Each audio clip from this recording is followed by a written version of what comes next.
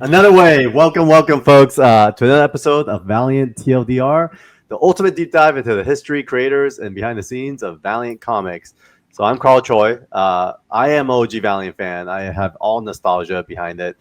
We have Mr. Jason Richardson, aka Southern Comic Geek, who's been at Valiant since day one, and he's current, so he's been reading it all. And our friend Newell Turner, our co-host Stingray, who brings the fresh eyes and perspective of what it's like to read Valiant today. So every week we're going to be bringing you in-depth interviews, reviews, unboxings, creator interviews, and special guests like we'll have one today to help dive into our beloved Valiant Universe. What's up, fellas? What's up? It's time to talk about, what are we doing today? Turok. How you guys feel? I mean, to kind of kick it off, there's a lot of like historic relevance for Turok because a lot of folks may not know Valiant Comics, but I would say pretty much like everyone we talked to would, grew up in the 90s would know Turok #1. Noah, what was your exposure to Turok growing up? So it's weird, right? I vaguely remember hearing about Turok. Like I knew there was a video game. I've never played it, so I hope that doesn't make me less ready for today. I don't know.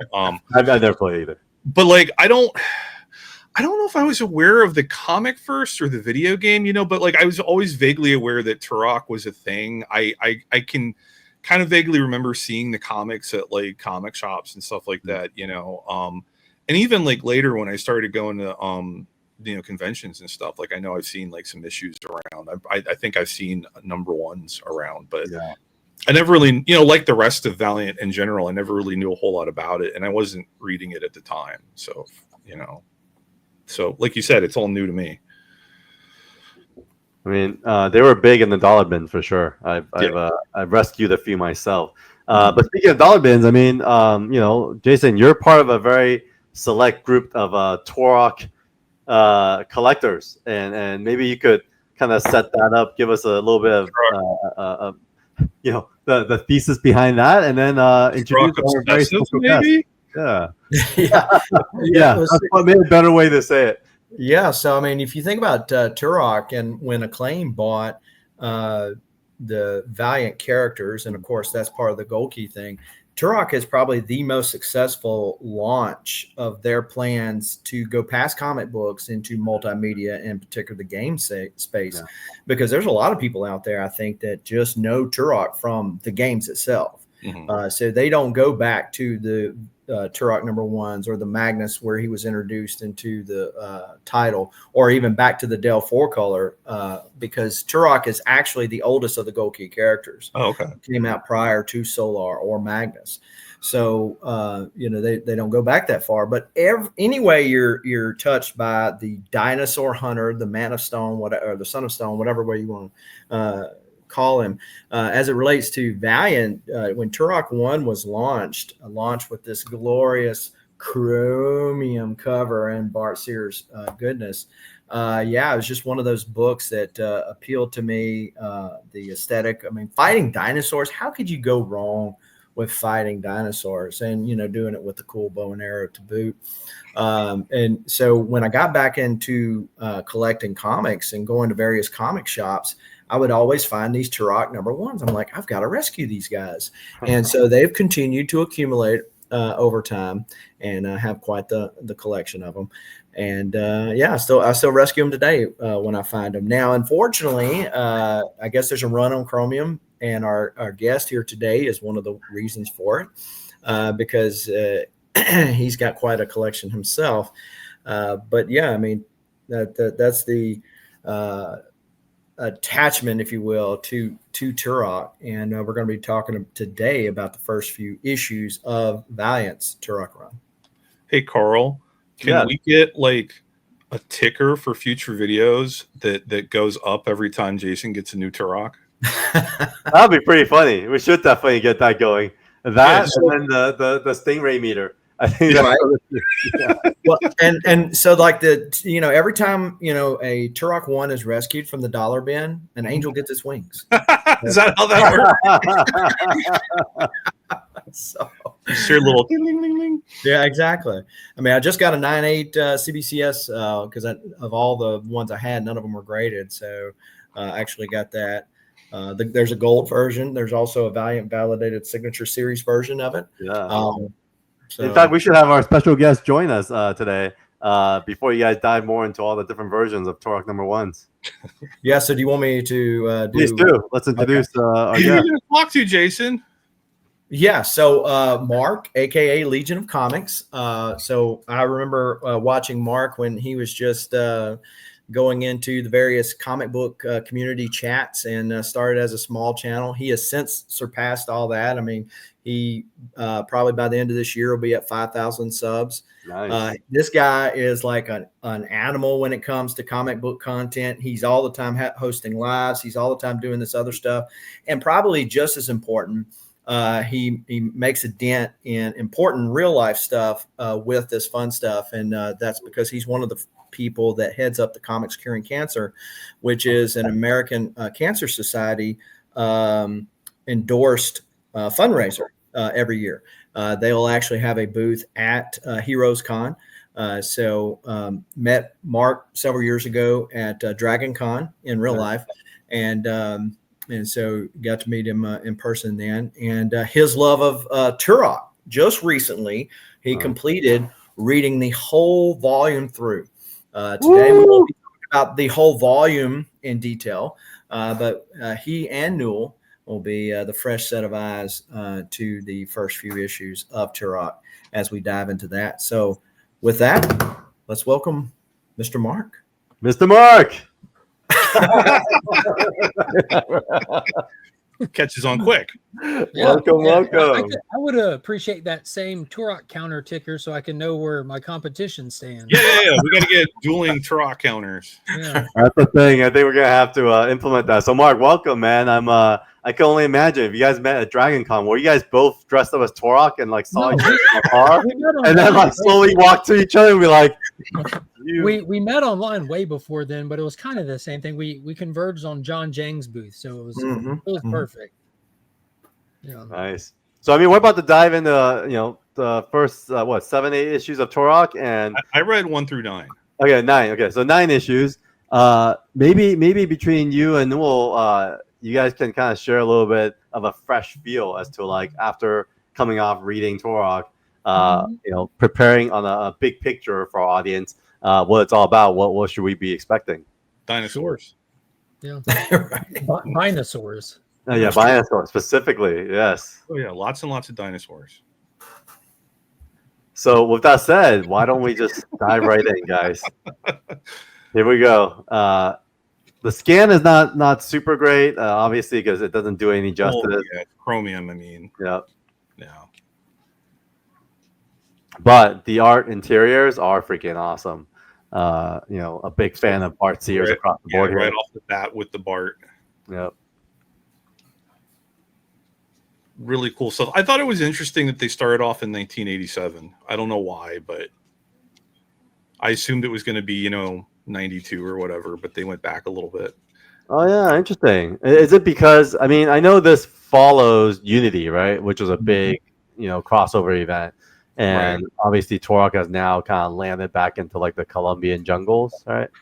Yeah. Yeah, so like everybody lands in a different spot, or landed in a different spot. So that's he was back a little bit. Right. Yeah, but then like the whole first few pages is like kind of a recap of Unity and his part in it. So him and his partner there were the younger guy that he was trying to train. They go through a cave and they come out and they find dinosaurs. So they ended up in the Lost Land.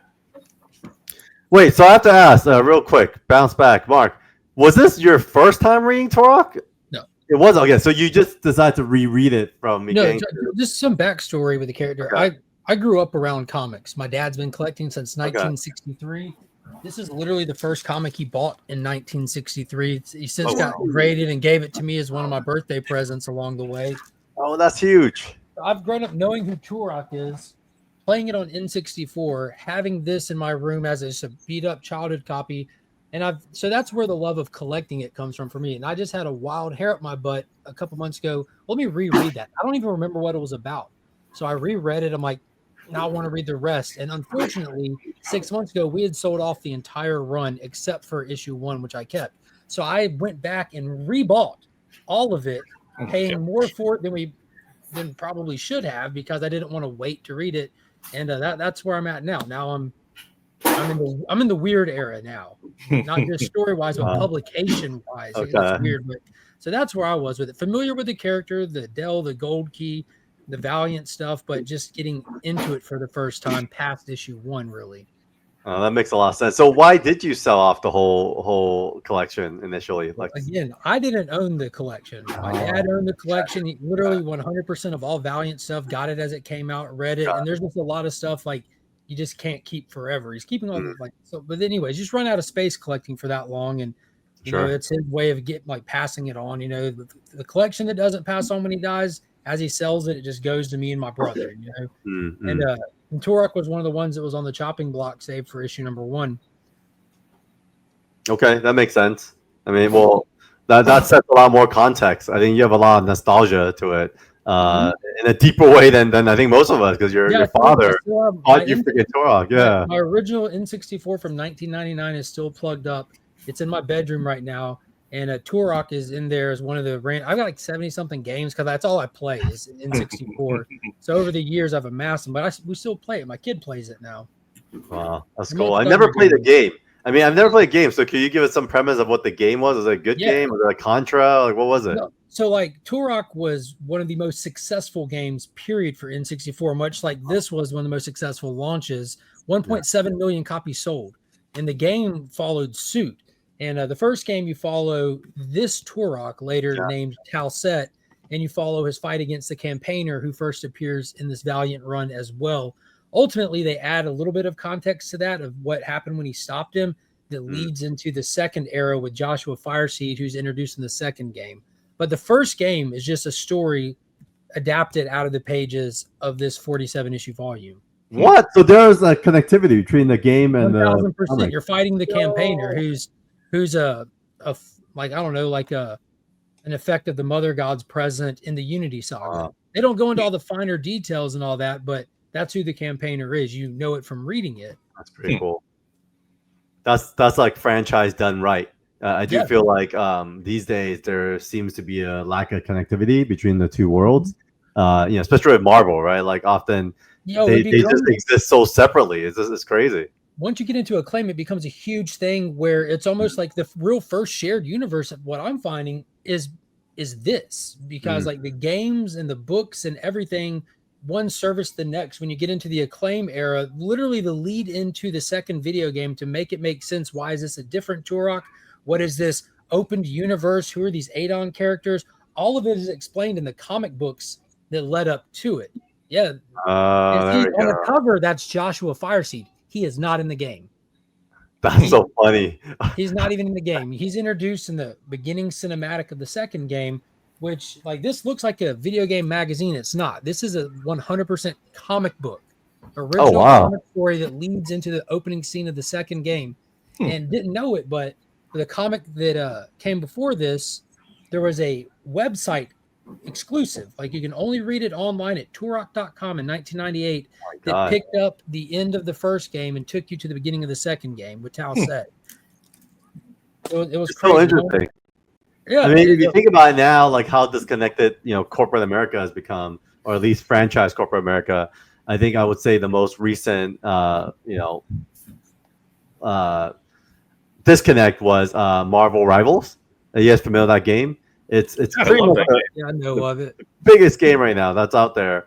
But there was a comment by the Marvel publisher saying, "Oh yeah, we have nothing to do with that. Like there won't be any kind of interconnectivity." Like totally writing it off, like from a bubble, And so I'm like, dude, you guys should be funny because they have the Marvel Rivals series now. Well, now they have it, but they're saying that it's not connected to the game. And so to say that is just such like a misplay. I would say that this most like mirrors like the Star Wars stuff, how the Star Wars games, comics, and movies are all kind of canon to each other. Like it's too big to keep up with all the details, but that's how this felt like a first time that was really happening. I love that. Okay, so let's dive into the comic itself. I mean, knowing that this was the foundation for a larger franchise done right through the gaming. I mean, I just kind of noticed this too, where as he's going through this, there is some, a lot of like reviewing back to the visions, and it kind of brings. I thought artistically it was really smart. It kind of brings us into the fire in a way as he's meditating, and then their arrival to discover the dinosaurs. Yeah, so it's the story of how he ended up in the Lost Land and got caught up in Unity and all that. Like we get like a just a few pages that kind of recap all of that. Yep. The Just war kind of with recap the God. robots. Yeah. Yeah, well, super helpful for me having not read Unity, and it gives you all the context you need. Anybody, whether you're a previous fan or this is your first Turok comic ever, it gives you context to the Gold Key stuff briefly, just enough, and then to the Unity thing, and it kind of just wraps it all up. So it becomes a reoccurring theme through the entire run. Yeah, so it's just 3 pages basically that kind of catch you up, which I thought was always a Valiant ethos, right? Like they always want to position every comic as if it's someone's first comic. So that recap. It's almost like Jim Shooter was there or something. Only Jim Shooter was when he was around. I think he enforced it, but after that, though, Carl, because I don't like know. the Unity issues, they just jumped you in. It's like, oh, this is Unity part 18. That's true. That's true. Good luck. I mean, yeah, that was a moment in time where I think there was an assumption that you would have to create all these other books, and I feel like that was intentional. Sure, but like coming back 30 years later, and I'm just reading EXO, and I get to that one issue, and all of a sudden it's like, what the hell? Like, yeah. I mean, art-wise though, I thought Bart did a really good job recreating some of these scenes. Like this is like one of the best Magnus looks I've seen. So cool. Well, yeah, but I mean, Bart, he's Bart, right? I mean, Right.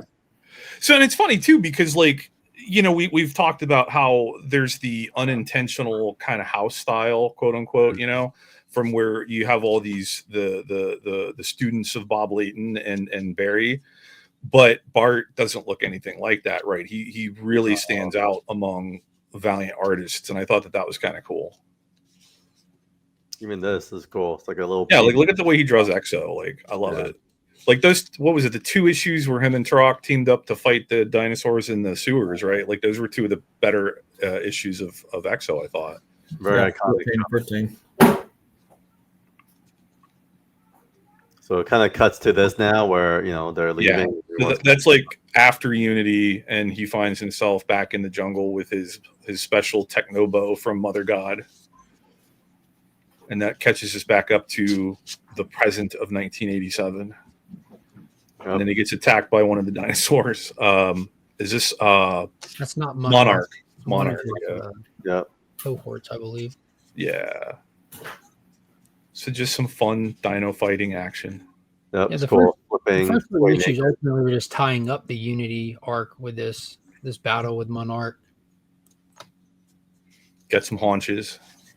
Yeah, talking about that, I mean, the first 3 are where he battles Monarch, so I don't want to spoil it ahead of time, but yeah, it's kind of, this is what's left of Unity, and then he kind of sets out on his own, deal.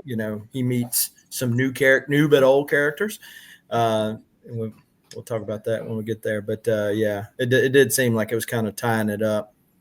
And I like the format, and I don't know if it was like this across Valiant. Y'all can speak more to this, but this run largely until way toward the end was 3-issue story arcs all the way through.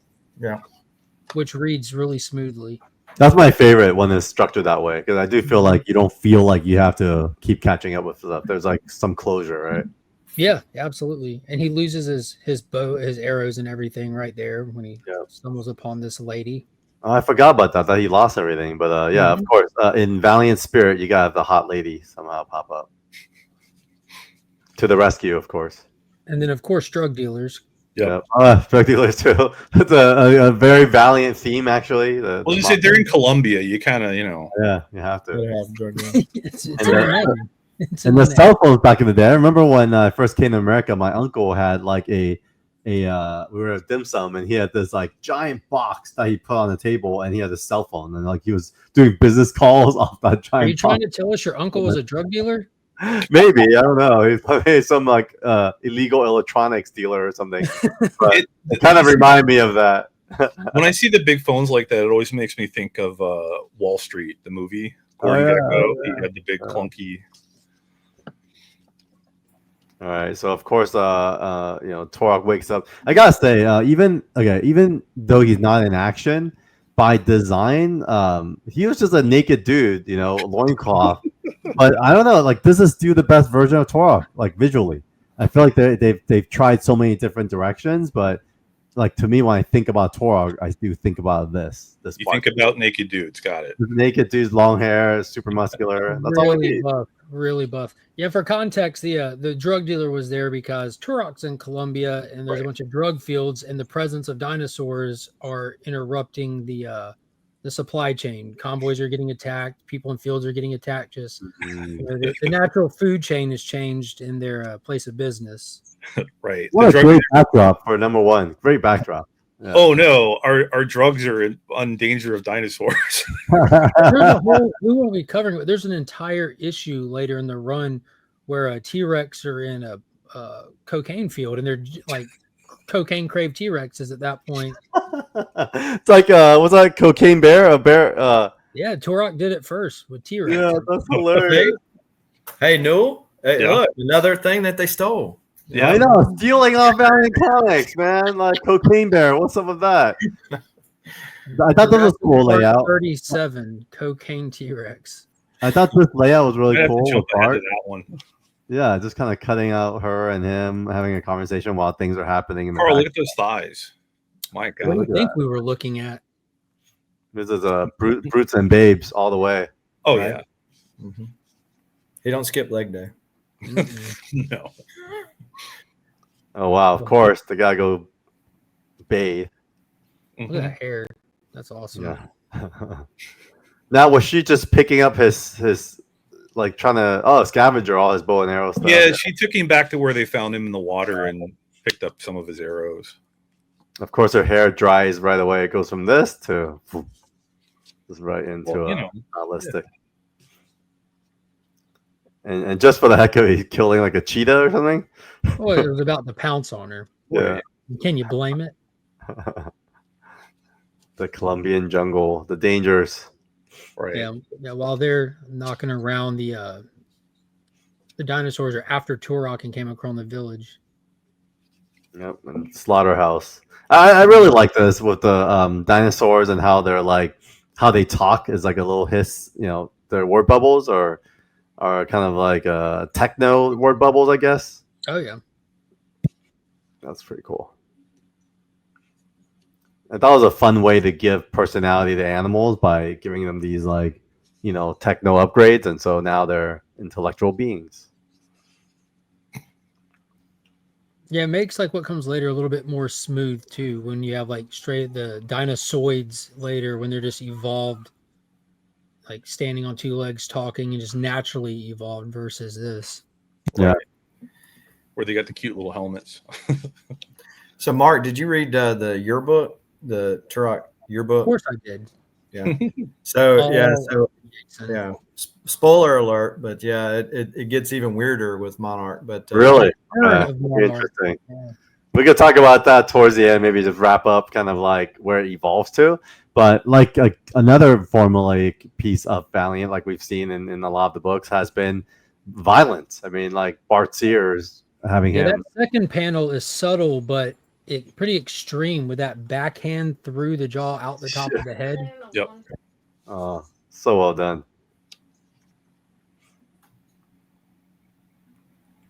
Yeah, Bart was very young at this time, right? I mean, he what has he done before this? Because his action design is amazing.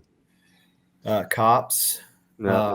You remember the show Cops and the comics too, the DC comics. Dino beheading. Because he'd already done Justice League Europe. Yeah, Justice League Europe. Okay. Oh wow. Okay. So he was a bit of a star already, right? He's already done well for himself. A lot of toy packaging. Did a lot of the Toy Biz stuff in the 90s. Oh, okay. Wow. So he packed a lot in this first issue. Just kind of reminiscing. exits Unity World, goes into this Colombian village, falls in love with this girl, saves them with dinosaurs, and then he leaves. And that's kind of like He leaves to keep them safe. He knows they're not going to stop. Yeah. Right. Well, and then the last words there, he leaves to hunt. Yeah. All right. So very noble of him. Yeah, no, he's protecting the village, but obviously giving up love as that. I love this cover. Yeah, same here. It's really good. Shooting the dinosaur. Yeah. It's so good. Man, Murder House right here. It's kind of crazy. Yeah, he definitely put a lot of details in this cover versus the first one. Mm-hmm. Really brings us right into the action. He's not even messing around. Michelini was the writer, and then we also have some another name here, Bernard Chang. Yep. And we could, but when Bernard's on, we'll share more stories. But I'll talk about it a little bit later on as we kind of dive through this issue of what I know. Yeah, so Bernard was really, as he was finishing up these pages, really channeled, Bart Sears more just to try to make the continuity flow, but you can kind of tell a subtle difference. Yeah. I always like this page, the silhouette of him killing a dinosaur and then walking away. I like that page too. Yeah, very memorable. Is that a hint, Jason? Do you have that? It is a hint. Yeah, he has that page. More the drug lords. Yeah, more drug lords. So lots of action, lots of drug lords. Him hunting away. He's like, "What the hell are you guys doing here?" Yeah. And who are these women, guys? I don't recall. This is the archaeologist lady. Oh yeah. I forget what her name was, but yeah, she's the one that's out down there. There's real dinosaurs, so she's down there trying to investigate. So she's kind of like a female Indiana Jones, looking for dinosaurs and what's happening there. Sorta.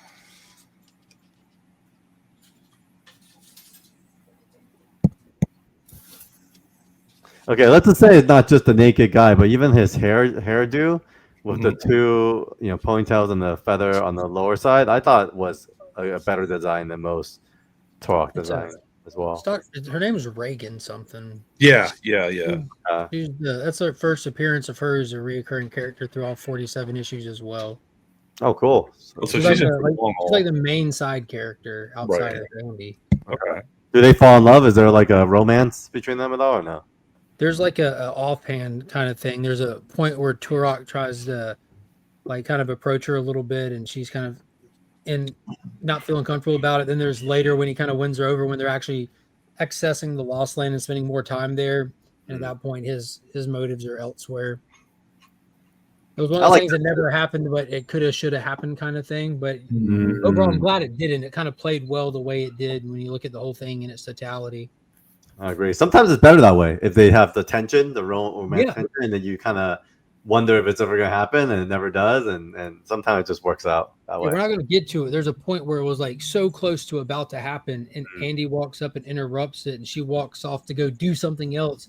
Right. And Andy's like, "Look, I did it. I hunted a lizard, and look at it." And Turok just looked at him bad and goes, in a single panel by itself, "Go skin your meat, Andy." Of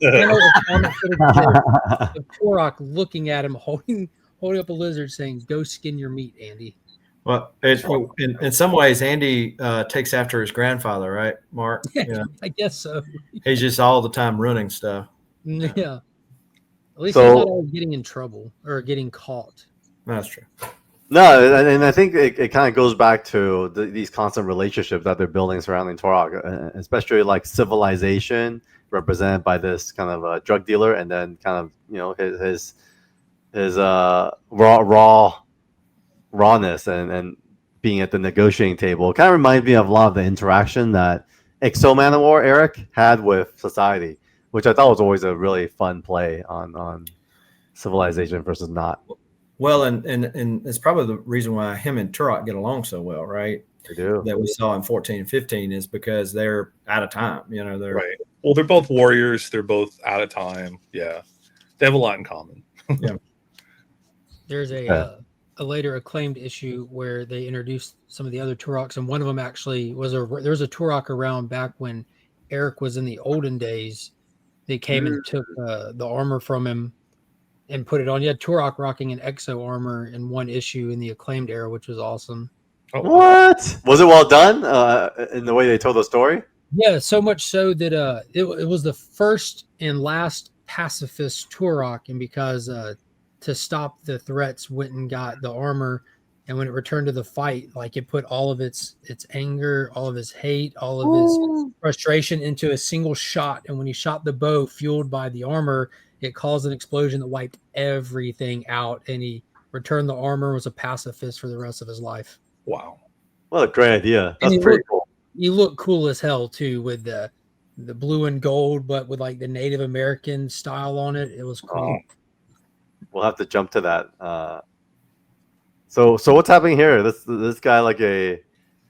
This is Monarch's hideaway right here, where they're just like attacking and feeding on people, pretty much wanting information. Where's Turok? I think. Oh yeah, he's interrogating this guy basically, and then Turok's hunting them, but they're hunting Turok too. Yeah, this is the first issue with Monarch since Unity. Wow, he's pissed off from losing his beloved. That's who got their head cut off in the end of that last issue. That was actually his boo. Oh no, little raptor boo. Oh, it just rips the stomach off. That's crazy. Violent books for sure. Violent books. Yeah. That's why we loved it, though, right? It's like this whole like idea of reading up as a kid, and like, you just don't see this kind of stuff, right? Well, yeah, but it's like we keep saying, right? They didn't have to answer the comics code, so they could do whatever. Yeah. It did feel a little taboo. Even the games were rated M for mature, which was a big deal back in that era. When you saw a game with that, you're like, "Oh, I hope my parents don't know what that means." Yeah, I noticed that when Jason held it up, that it had the big M on there. I was like, "Oh man." Yeah, because you would shoot people, and you shoot them right, they would grab their neck and blood would squirt. You hear them gargle and they would die slow and little stuff like that. Well, and talking about the Nintendo 64 game, in the video game museum that's in Dallas, Texas, there is a Turok section. There should be. Wow, that's cool. And the game was massive. And the mature rating was a big aspect of that because you couldn't. This was the first 3D gaming platform, like you had Super Nintendo and Sega Genesis before that. So it really had a lot of room. Yeah, this is a great page too, where Turok lets the reader know that, he's noble to his past. He honors those that came before him, but he's not afraid of tools in this time era. This is very Rambo, right? Yeah. Right? They're here. Ouch. Gets ripped up on the back. Boom. And he just unloads. Like, there we go. Look at all the bullet casings on the floor. Now, I think, are we transitioning to Bernard? It looks like it, right? Yeah. Yeah, you can see it right there. Yeah, that left panel right there with Turok. Yeah. Yeah. Yep, you can tell. Even just the lines are different. The muscles a little different. He kind of lost some definition. He makes up for it in his marksmanship. Look at that, with like the rib silhouetted and everything. So good. Look at the pecs. You know that gun's heavy. Yeah. I mean, he's got to carry those guns he's got himself. Yeah. Machine gun. So we'll let Bernard expand on it when we have him. But this was a very unique situation. Apparently, Bart has so much notoriety from issue 1. Like there was a lot of pressure to deliver for issue 2. So he spent a lot of time on the art. And so what they did was to meet his schedule, they had Bernard start with the end of the book. So he started with the last page and started working backwards to meet Bart in the middle. And so that's why it transitions to Bernard in this book. Interesting. Yeah. And Bernard is known for working really fast. Like I could do like 1 or 2 pages. Yeah. More dinosaur beheadings. Boom. That's cool. That's the one that's his boo. That's it. Oof. Look at the details in the meat. Yep. So well done. Yeah, look at that. Looks like a steak in there. It does. Oh, there's like a Laura Croft. Yeah. Look. I think that's a little bit more than Indiana Jones. She's more of like a Lara Croft. Yeah. So it's kind of cool. So see if you look, lots more details because Bernard kind of started from the back and then he worked backwards to meet Bart. So you can see the transitional pages is definitely less detailed because at that point they're probably on like serious deadline. No, I don't believe that lady is the Dr. Reagan Howell character. I think Reagan's blonde. This is just the liaison girl that was here, because this is the one that he gives her the one night stand to. Okay, there's someone else. I have to leave in the. Do you really have to? You can leave after. Hey, look at this kind of thing. There's a little letter here. Before I read Turok 1, I closely inspected the cover art. Not only was the art excellent, but the chromium cover enhanced it remarkable. However, I did notice one problem. Turok is shown gripping the arrow between his finger and thumb. That is not how one uses a bow. When using a bow, one must hook his fingers around the bow string and the arrow will rest between the fingers. I found the same problem in the interior art as well as on the cover of Archer Armstrong 2. In the interior of Archer Armstrong 2, Turok is shown using his bow correctly. The only other Turok appearance I know of, Magnus 12, did not have any clear pictures of Turok using his bow. I've read Valiant since XO Band War 1. I've always found your stories and art superior. I hope that the information I supply will be helpful to your great enterprise. Sincerely, Neil Irwin. And then Kevin Van Hook responds, Dear Neil, you're right about the mistake, but wrong about the order. Turok is using a pinch draw in issue 1, the method common to Native Americans. The other method you described is used by most modern archers, but evolved in Europe. Thanks. We're glad you enjoy the books. That's pretty cool. Did you guys notice any of that? That was a kind of a cool detail of that. No, I'm glad he responded because that'd been a wild move to publish a letter roasting your staff. Yeah, exactly. Yeah. All right, Turok 3. So at this point, it's Bart done. I think. Bart done. Yeah. I really like this cover. Same inker. So you got somewhat continuity between the two issues, but you can tell even with that cover that this now. Yeah. But this is very dynamic. Yeah, super fun. All right. Back to Columbia, 87. Are they drinking? I think that's the head. He's selling dinosaur heads. Yeah. Oh yeah, they're drinking. It's called celebration. Sure. But yeah, so I mean, you can tell by looking at that this is not Bart, but it feels like he's trying to channel Bart a little bit, like in the face there, especially. Yep. But I think he didn't want to draw Bart's thighs, and so he went for pants. It's a hard act to follow, man. Yeah. We'll ask him about that as well, actually. Let me put that in there for Bernard. Turok pants. All right. So as a pants, and so what's happening here now? Is it this girl that appeared at the end of issue 2? Yeah, so she's another scientist that wanted him to capture one alive. Mm-hmm. So check out Turok's words right there. Scroll back up. Yep, here. I hate her. I want her. I think that this is a liaison from the drug dealers, isn't it? I think so. Yeah, I love the character development of that. How like he's such like a just a savage dude, man. Like hates her, simple emotions, but I got a boner. All right, continue. All right, so that's kind of what you guys were talking about. Monarch and them, they start evolving as well. Look, like even the way they're standing, they're starting to stand a little bit more upright. Yep. I wonder if that was intentional. It was like from the team telling Bernard, "Hey, we're gonna start evolving them." So, let's evolve them a little bit more. At the time of this all being written, actual dinosaur information was in real time being discovered. Yeah. In all sincerity, like this is their take on a raptor, and then like the following year, Jurassic Park comes out and stuff. So a lot of the designs and the takes on these dinosaurs evolved pretty quick in the books because it was becoming accessible information to us. Yeah, that's cool. I also like that he was channeling Bart in a way where a lot of these silhouettes was like a Bart's thing. I felt like he was definitely leveraging that. This is where he hooks her up with the peace pipe. Nice. Well, and then that's the girl that had saved him in the village. And they reunited, basically, right? Here. Yeah, she just shows up. She knows where he was hanging out. Of course, wearing the Mother God outfit. Got to. Yeah. Oh yeah, she finds the really high tech arrow and returns it to him. Well, This is because the arrow's running out. Yeah. What was her name? Sarita or something? Sarita, yeah. Yeah, the arrows that Mother God had gifted him are running out, right? Which makes sense. They're not unlimited. Right. I mean, with the right writer, they could be.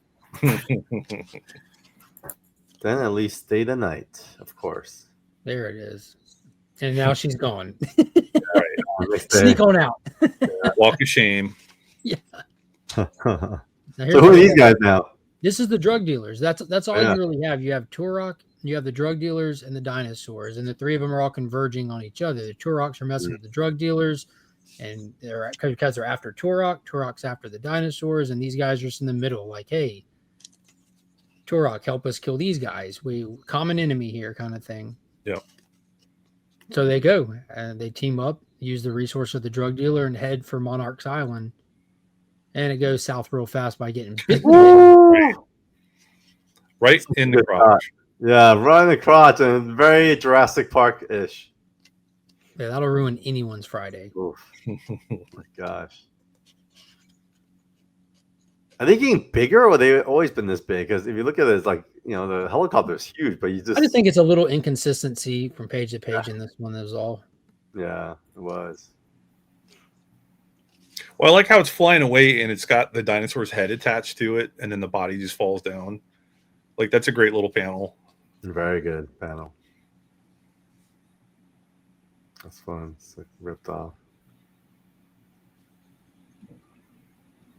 And more now they look massive right there. Like, look at the shadows by their feet. They became T-Rexes. It was like, what the heck happened? Real fast. And they're all just unloading. Like, it's become very Rambo. That's a great. Yeah, and look at the camo he's wearing now. And oh yeah, did he change his pants? You got to. You put down the note for about pants, didn't you? Yeah, by it. 3 pairs of pants by the time the comic's over. Oh my gosh. And this guy's a puppet, right? Oh, poor guy. Ouch. It hurts. Yeah, there's only a piece of him. I thought that was a fun part. Yeah. This is so cinematic. I could totally see this in a movie. Yeah, he'd be a little pale. Yeah. His hair is combed though. Look at that. It's all styled. That was all part of the grift. The dinosaurs brought in Raptors sitting there with a claw. Yeah, it's like dinosaur version of Weekend at Bernie's, right? Exactly. It's funny if you had the claw up in the guy's torso. Yeah, like do it. Happy. Watch it, please. So what happened? She didn't believe him or something? Do you believe me now, or she didn't? She didn't think they were dangerous. Yeah. Well, she hadn't. She thought they were just animals. Yeah. Like at this point, the real world hasn't really encountered dinosaurs. As you go through the run, it becomes more common and people like taking advantage of it, capitalism kicking in, politics intertwining with it. But at this point, this is all brand new and isolated in this one little part of Colombia. Right. Like down in the jungles and stuff. Mm-hmm. It's just at that point, it's just legends and local myths. This is a cool shot too. Ray the knife. Yeah. Mm-hmm. That's the actual face off. They're face to face. That's wicked. Yeah, it's just like the back and forth there, the sword through the knife through the side, the claws in the back. Mm-hmm. Again, very cinematic. Yeah, no, the action is badass. I love how they emphasize so much on the kind of hand-to-hand combat, because you really don't see that in the superhero books, right? Like this is something you see, like very raw violence. I love the third panel there where he's getting choked out. Yeah, it's great. And at this point, we've made it to the cover of our book, because this is a time era where covers really gave you a tease of what to expect inside. Like, oh, that looks cool. I want to read it because that cover just drew me in. Yep. It's a preview, yeah. Boom, look at that. Whoa. Yeah, it took the tech arrow straight to the face. And I love it because he didn't shoot it. He just, literally jammed it in there by hand. Brutal. Yeah. And the tech arrow that she brought back, too. It's kind of tied a nice bow in it. Yep. I gotta say, I really enjoyed this version of Bernard. I felt like he really channeled Bart, but at the same time owned it because it still looks like Bernard's work. Yeah. All right, let's see where he evolves to issue 4. So Bernard stays on this, or does he move on? He stays on for a couple issues, I think. Yeah, this is Rags, isn't it? Oh, you're right. Yeah. Rags. This is where we get the real, what I would consider the actual creative team that brings us the Valiant Turok with Tim Truman and Rags Morales. This is where the series starts proper. Got it. So you almost feel like the first 3 was like a bunch of like vignettes, shorts, and then this is actually the first 3 issues is what's it called, an epilogue to Unity. That's all. Right. That's a good way to put it. So what's the new setting now? Now that we've kind of had that epilogue, Colorado. Well, the new setting is going to take us all over the place. Ultimately, the story starts in Colorado. The basis is the only place the dinosaurs were in that first story, that one place. But now, like you mentioned, they get displaced and taken to different places and different areas through the portals that are there's no rhyme or reason to them. They just happen and drop trouble off here and there. Well, if this was modern day Colorado, this would be drug dealers too. Yes. But this is World War 80s Colorado. Yeah, these are the ranchers, right? Yep. They're getting attacked. Their cattle is getting mutilated by T-Rex. Yeah, it ain't no chupacabra. It's dinosaurs. But it's kind of just like a basic story kind of to set the pace, because we're about to get into actual lore. They start lore building right off the bat, but to do that, we need dinosaurs, and we need someplace in America to base our American audience characters in America, to bring in other characters. Native American characters should be in America, get them out of Colombia. I love this. It's like straight up, we've gone from the Raptors now it's about the T-Rex showing up. Like, what? That's cool. Yeah, and it's very Land of the Lost-ish. You notice how he went through that little tunnel, and there he was, which is basically, if you go back to Turok back in the day, that's how it kind of happened. Mm-hmm. But yeah, so that, all these bubbles had dropped off all these dinosaurs, and so Turok, is a lot of his stuff is facing off. There's a couple of issues where he's facing off other people that dropped off in the bubbles from the Captain Red. Yep. But not just the dinosaurs, but yeah. And then the dinosaurs evolve over time. But yeah, this is kind of the start of it all. And Rags, he faces a good bit of it. He faces pirates that got pulled into the Lost Land, and when they came back out of it, they came back out into this land all twisted and messed up. He faced other people from a familiar tribe from the Dell era that are all messed up now, and all kinds of stuff. Female Nazis. What? Yeah. Is that later? What's going on? Wow. Okay, they really evolve it. But I love the cinematic how the art was, where you're shooting a dinosaur, you can't hang, boom, very T-Rex, right? And then I love this detail on the walkie-talkie, and then the blood, dripping on it. It's cool. That's gorgeous. Oh, that's great. Uh-oh, we got a 9-panel page. There we go. Someone call Dave Gibbon, quick. Yep. I love that. That's always been that's an ongoing theme with him and Silhouette. I love that. So now it's the true kind of introduction of the of the series. He's lost some muscles. He's not getting as much Bart steroids. Yeah, Rags definitely has a different style. It's nice, but it's very different. Yeah, I think this is the definitive style for Turok, in my opinion. Because again, this is what's going to become the constant for like the next few years. Yeah, Bart's dynamic. It's almost like when you look at him across the board, he's like your event draw kind of deal. This is your constant. That's true. Yeah, so I would say like this is more like a grounded version, while Bart's like a WWF version. Yeah, he's like a steroid version, like you mentioned. And there's Reagan. That's her first appearance of an actual ongoing character. She's part of the book. Got it. And this is where we're also going to meet Andy. So is in this issue. Both of them. Yeah, that's true. Yeah, he definitely looks a lot more Native American now, traditionally, versus just by design. I felt like Bart's design was definitely more for like that silhouette and comic look. This is definitely realism. And we've already started it because talking about the whole traditional thing. Tim Truman clearly did his research. He's couldn't have been more respectful to Native American culture and lore, and actually builds the characters and the stories off of those. All of these little 3-issue story arcs have an actual theme that's like centered around like what this guy is feeling, and it really kicks off with like this. He's lost all, not just his time, his place, but he's lost all of his culture, because you got to think of what happened with the Native Americans from the time that he was there to this time. They're now like almost like a lost generation, and they went through the reservations and the taking the culture out of them, taking the kids away, putting them in the schools, and he's learning about all of this as we go through these first few story arcs, and they deliver it to the reader in small amounts too, where it's not like they're not just preaching at you, but they're making you legitimately care with Turok as he's doing completely awesome bad butt stuff, fighting dinosaurs and everything. It's wicked. Yeah, that's a good point.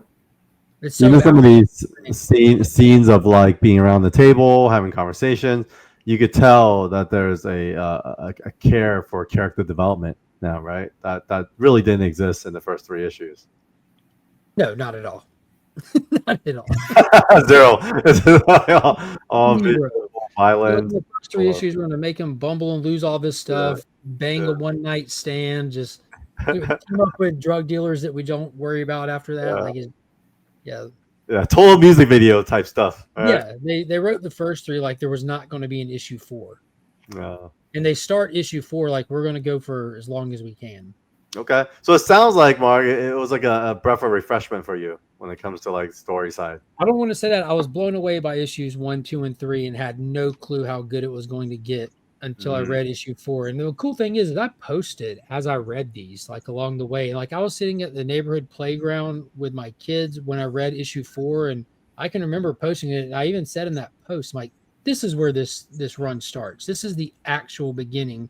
And it was like night and day. Because you look at this, it's like 30 years old and beyond, but you're reading it and you're like, this is modern day quality. And I don't think the quality was any less back then, but it reads easy. It talks to the reader. It leaves you feeling things, it doesn't feel hollow. And like, that's more than you can ask for modern day stuff, really. And it's all there in dollar bin books. It's crazy. Yeah. You might want to scroll back up, because that was kind of an important part there. Yeah. That's a huge part. Keep going. Talk to me about it. Keep going. Yeah, they meet the grandfather, and that's Andar or Andy, who is his student, I guess, his partner, whatever, the one that he was with when they went to the Lost Land and when they came back out. in the day. His protege. It's the guy from the cover of every issue of Del Goldkey, who he's always saving and rescuing. Oh shoot, that's cool. And now he's old because well, because they came out of Unity at different places in the timeline. Wow. And not just that, he's well over 100 years old right here too. He's like old. Right. But he didn't expect to see him when he walked in here. He was just going to meet he was talking culture stuff, lost this and that, was going to meet one of the old heads of the tribe and everything, to try to get grounded. Like, I'm here now. I'm in modern times. I'm lost. Hence the little 9-panel silhouette of trying to connect with something. So Reagan takes him to connect, and he walks in on literally his oldest friend in the world that he went through Lost Land with. Wow, very touching. Huge moment. Shocking. like that blew me away. I'm sitting there had read 1, 2, and 3, and then I'm sitting there, I'm going to dive into issue 4, and this is what they give you. You're like, yo, wait, what? This was huge. Quite a change. Yeah. I'm actually kind of curious, and we should definitely have this question for if we get like a Jim Shooter on. How did they manage that continuity? Right? Like I always love how they leverage all the different timelines and have created all these touching moments of like people reuniting and reconnecting through time. And I thought this basically says a lot. I don't think I got through this as a kid, but this is a very meaningful moment. Could you imagine being a Turok fan before Valiant took it over, and then picking up 1, 2, and 3 and having no Andar or no reference or mention of it? You were probably thinking, what are they going to do with this character? Are they going to just crap on his lore? Are they just going to, it's just the 90s, it's extreme now? But then they're like, no, we honor the character, we honor where they've been, and we're going to build on it, because this goes somewhere. This isn't just a random insert. See, and that's interesting too, because I haven't read any of the Gold Key stuff, so I didn't know that Andar was part of the lore previously. So that's cool. He's Robin. He's literally Robin to Batman. Yeah, I was thinking that too. Batman Robin. Yeah. Right. Well, like all I knew of him was when they kind of talked about it in the prologue with the Unity recap, right? Yep. That was all I knew of the character. So that's good to know. Now, on the other side of the world, a game preserve in Africa. All right, so we jumped to Africa. So what Mark was saying was we kind of take place all over the place. Yeah, and this is actually an introduction of another reoccurring character, a character that made it into the first video game as your first major boss. Oh, wow. In the first video game, you fight Long Hunter here, as well as you fight him in his vehicle, then him solo, then a T-Rex, and then Campaigner. He was one of 4 major boss battles. So he actually shows up later in the run as well and made it into the first video game. So is he like a Craven of this world? Yeah. Got it. I think it's like Isaiah Long Hunter or something, like Isaiah something. Oh, cool. So here, do they now talk about the Gold Key era of Yeah. Oh, cool. Yeah, all their conversation was in reference to what happened, how'd you get here, and why are you old? Why are you young? I love you, man. Yeah, like this is his side of the recap of Unity and what happened after. That's cool. So they touch on Unity a little bit. Unity will get touched on through all 47 issues. Really? They always point back. Okay. It's kind of like Smallville. Like, you remember the first 4 seasons of Smallville? Everything went back to episode 1 with the meteor shower. That's kind of how this is. Everything goes back to Unity. Mother God did this, or this person who was a byproduct of Mother God did this kind of thing. And Unity really just changed the Lost Land in such a way that it had massive, long-standing effects.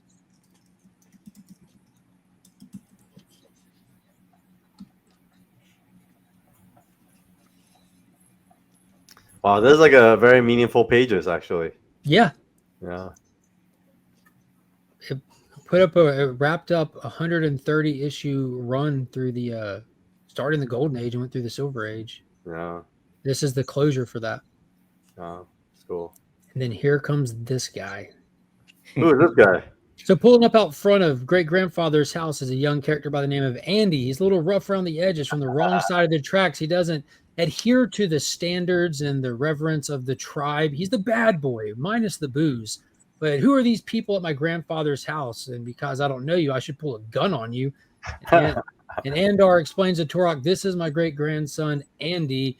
And as you did for me, you should do for him. He's lost. He needs your guidance. Promise me you will train him as you did me. And Turok's like, you got it. So this is Andar 2.0. Right. Our second reoccurring character. This is the new Robin. Man, they did Turok a lot of justice in tying him into the Valiant Universe. And It's completely tied. It's one ongoing story from Delph Warcolor 596 to right here. Wow. Now, this is the U.S. government showing up because we found out that there is a super hunter Native American who's displaced, and we can use him. We can abuse him. We can get what we want from him. So we're going to pull in like a bunch of psychopaths in a helicopter and demand that you help us. Right. It's like we have a dinosaur problem, and we heard you're good at that. Yeah.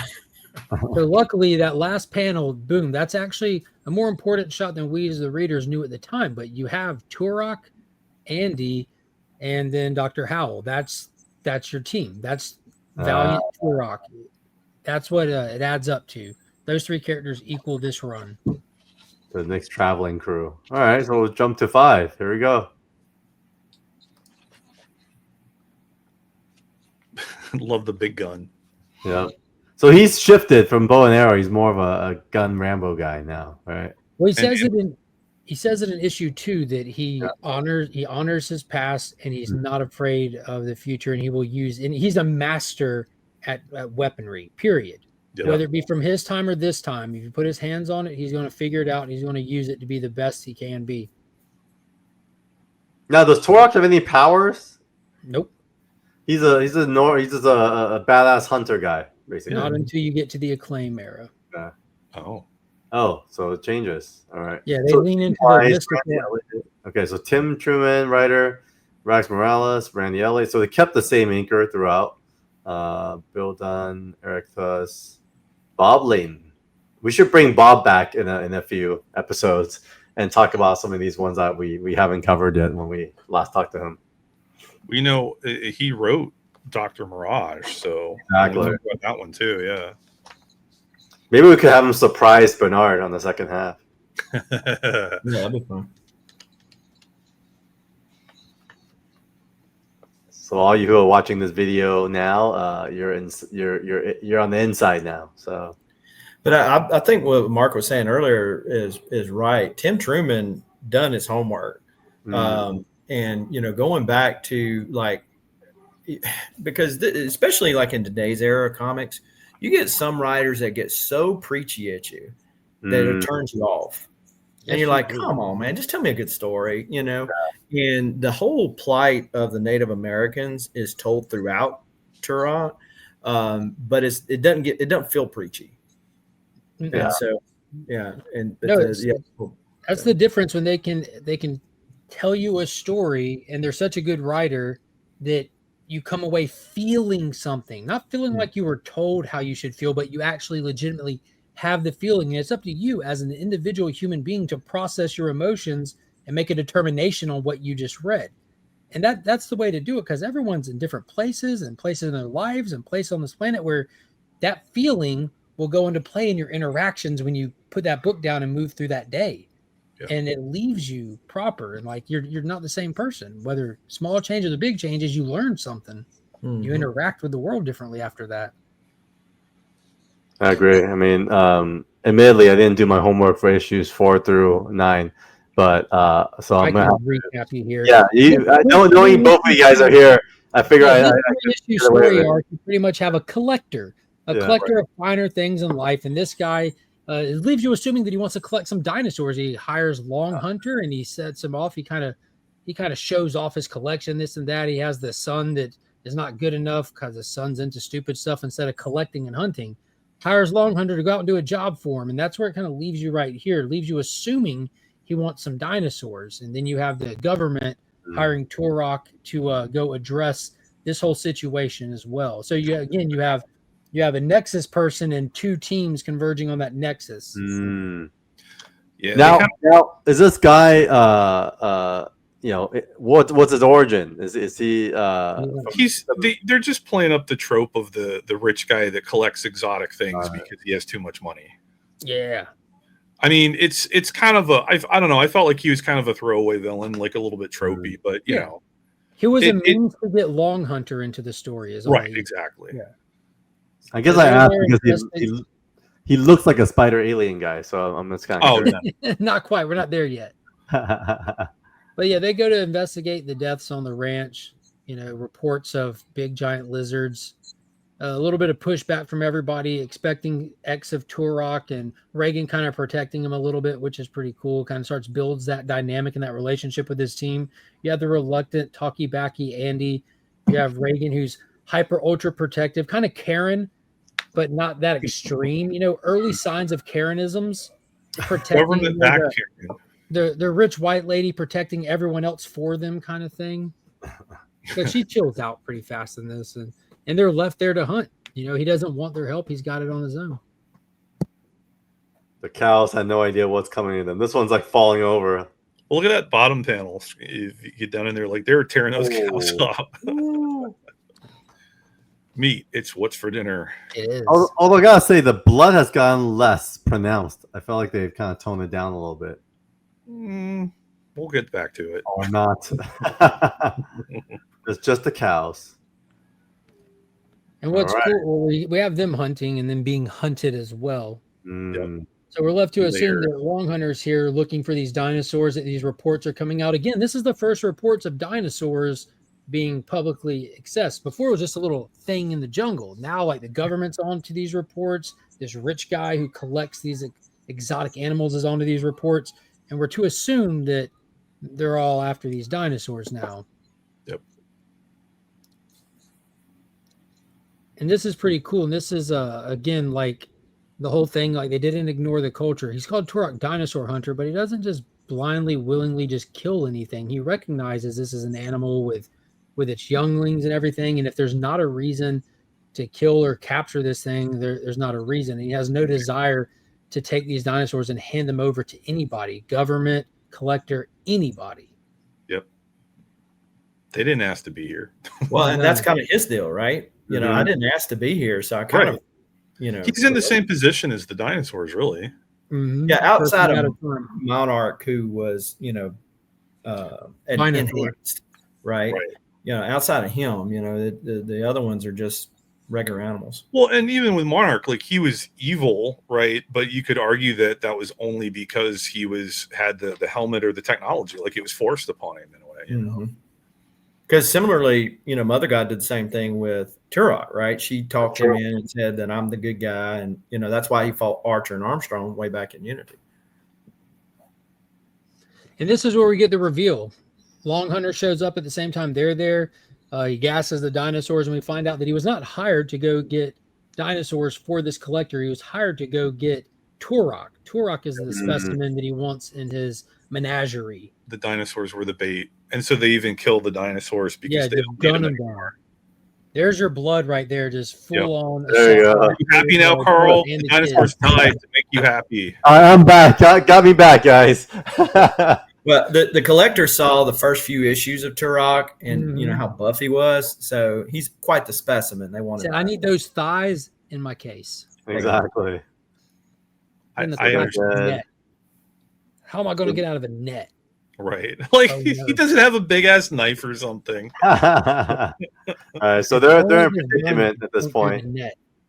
As we get to issue 6, where they go head to head, I'm guessing, with this guy. Sure looks that way. Hunter versus Hunter. They had to take their shirts off for that one. Yeah. Yeah, Turok has a whole Beowulf thing about him, don't he? Like, it's time to fight. Let's put our weapons down, our clothes down. Let's go. Yep. Poor dinos. The assault rifles really took them out. Babies, too. Mm-hmm. Of course, the little baby one has like an eye half open kind of thing. So sad. Yeah, that was Denver, the last dinosaur. Wow. No. Actually, somebody in the comic book community came up with a great little jingle regarding Mark and the Turok, the last dinosaur. Yeah. Callie. I love Lou. He's my friend and a whole lot more. That's right. Yeah, at this point, they just back and forth it a little bit, and then they take him off to the collector's house. Still in the net.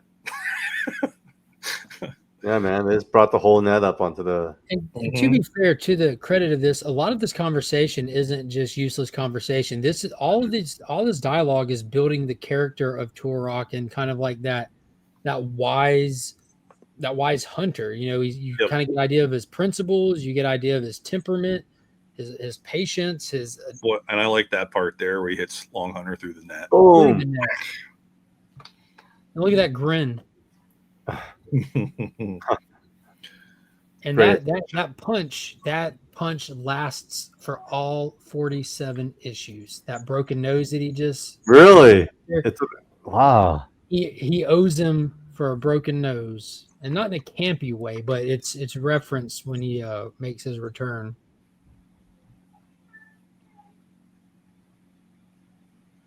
Showing off the disappointment of a son.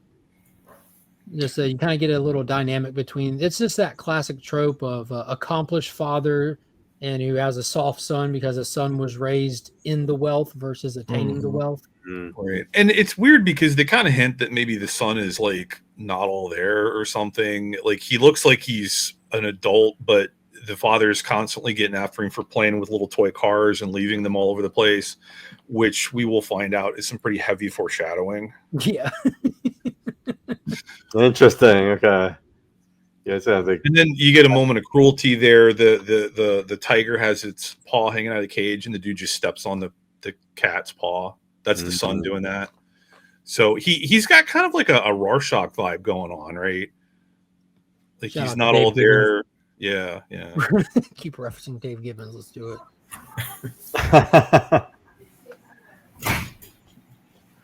Yeah, so his nose is broken, and so that's a big key part of it. Like, yeah, I'm telling you, that punch, it really hurt him personally.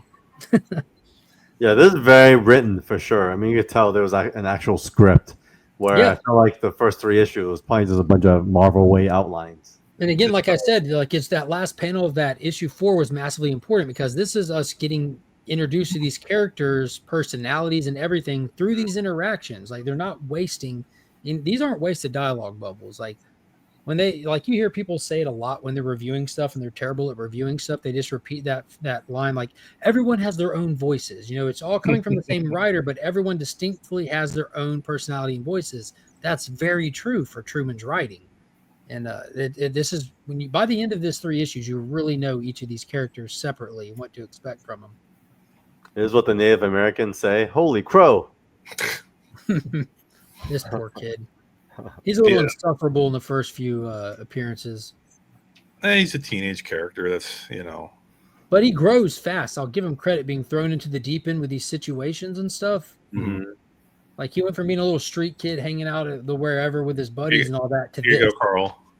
Yeah, I know. It's kind of cool. They're talking about the woman, and he's like, oh, that she's a nice woman, right? A wise woman. She helps me understand things here. That's enough for me. And he's like, that's what I thought. And there's that silent panel, that beat, right? And he goes, she does have a nice butt, though. Yeah.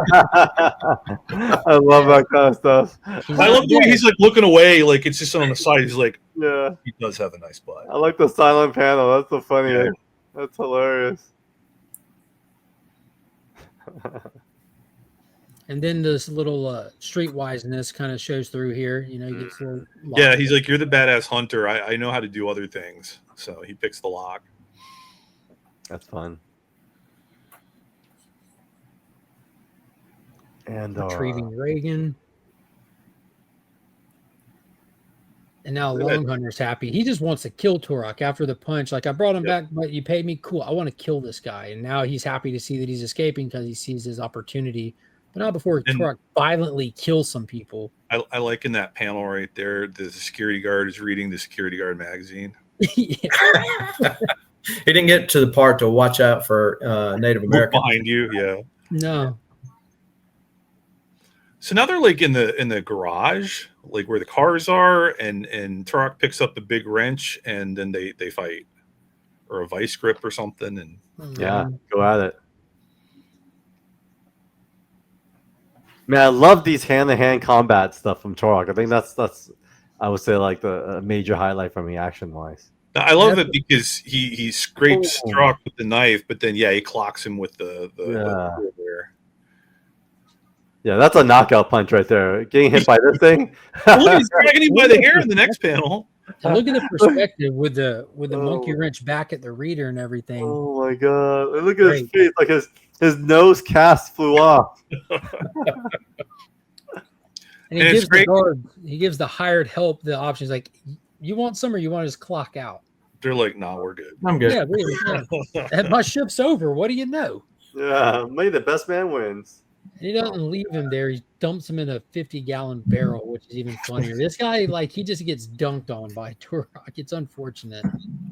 Ouch. See, so here's the last bit of shadow or foreshadowing. He's telling the son, hey, clean up your toys. Like, this is childish. Like, get rid of this stuff.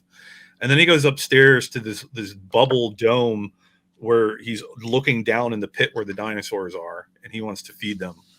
So he's going to feed them through the hole in the dome.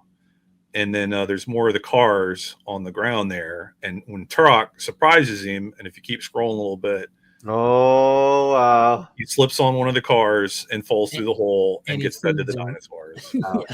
Well, it's funny. It's like father, like son, right? You tell your kid, put away toys, but then you have all these toys yourself. And they leave the door open for this kid. Like, this could have been ultimately the origin story of whoever this kid becomes. He has his father's wealth, his father's resources. There he is. He's a little SOB. Well, yeah, the way he's like watching through the window, he's holding one of the tiger cubs, it looks like. And that last panel, he just looks creepy. Like he could have been a psycho killer or something at some point, you know? And they never return to this character. The next time we see him is on Netflix during the Tiger King documentary. That's where he returns. I'm glad to know, though. I was wondering if he would show up again because they kind of made it seem like it. I'm guessing they have plans. We should maybe circle back with Kevin Van Hook because he might know. He was the editor at the time, but you never know. And here comes All right, so that sounds like one arc, right, Mark? That was like one. Yeah, that was the end of the arc, and this is the start of the next one, where again we call back and build off of the Dell Gold Key with this, because that guy up there on the mound is Chachak, who's like that's if Turok's Batman, that's the Joker. Oh. Really? Oh wow! Even the the big bad guy from the film and everything like that. That's wow. Chachak becomes a major player in the whole run. And what's interesting is we get another artist switch on this story. We do. Well, if you think, I mean, the Gold Key stuff is what they had to draw from, because Turok really didn't have a big backstory in Valiant. He shows up, you know who he is. He was in Magnus, obviously, first, but he didn't really have the backstory. So they drew back from the Gold Key. I'm actually glad that they did that as opposed to trying to reconfigure something new here, because it was a lot to pull from. If it works, it works. Doing back and forth, because we just did 6 issues, and in issue 4 we call back and do the little thing with Andy and build off that and bring something in to Valiant from Gold Key. Now with issue 7, we're doing the same thing. We're going to go grab something from Gold Key and build on it in the Valiant universe. And what they do with this, again, kudos to Truman, because Turok is not the only person at a time who lost his everything. Now we're being introduced to what does it look like if someone's not as noble but are deeply affected by the loss of your culture and the incarceration of your people and everything. Like, what do the motives look like for a villain in that situation? And are they truly a villain at that point? Or are they fighting for their very own existence? It's right. Amazing. Now, I will say, like, when they teased the title of this story at the end of the previous issue, they mentioned the people of the spider. I thought we were going to get into spider alien territory. That's where my head was at right now. I'm like, oh, Pure Spider. Like, is the leader of the Spider Clan. Right. Yeah. But I didn't have that history with the Gold Key stuff, so I didn't know. So my head went to spider aliens, but it turned out to be very different. That we get to those too, though. That's later. They don't ignore the spider aliens. They get here. Oh, so Timothy takes over for penciling as well. So it's kind of cool. He actually, he does really look back to the Gold Key, even looks wise, like feel wise. Yeah, you'll see when they, like how a lot of comics will have a fill-in artist come in for an annual just so your main can get caught up. They didn't do all the annuals and stuff through this. There was only one yearbook through this whole run, but you'll have Guzman or God, he just passed away, Juice. Guys. Guys. Yeah, you'll have them fill in. The people that fill in are reoccurring fill-ins, though. So you get a lot of time with their art ultimately through the whole run, and you end up appreciating all of them for individual little attributes, because it's a strong art too. Oh yeah, and it's interesting too, because they had a lot of like writer artists. Like how we saw Kevin Van Hook drew Bloodshot Zero. Yeah, like it's interesting how a lot of times you'll have a writer and an artist pair on these Valiant books, and then a few issues in, the artist ends up writing it too.